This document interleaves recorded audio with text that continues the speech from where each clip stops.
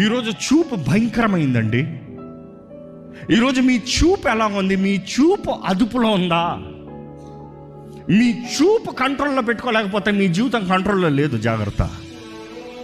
ఈరోజు చాలామంది మనుషులు ఉంటే ఒకలాగా, మనుషులు లేకపోతే ఒకలాగా, భార్య పక్కన ఉంటే ఒకలాగా, భర్త పక్కన ఉంటే ఒకలాగా, లేకపోతే వేరేలాగా ఫోను. యవనస్తులు తల్లిదండ్రులు పక్కన వాళ్ళు ఎవరైనా ఉంటే ఒకలాగా. నో, దేవుడు చూస్తున్నాడు నన్ను.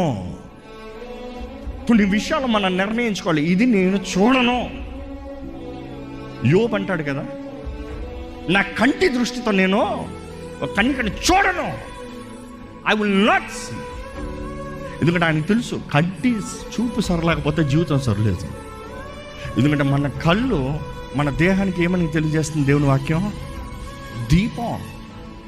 దీపం మారిపోతే బ్రతికే చీకటి, దీపం మారిపోతే బ్రతికే అంధకారం.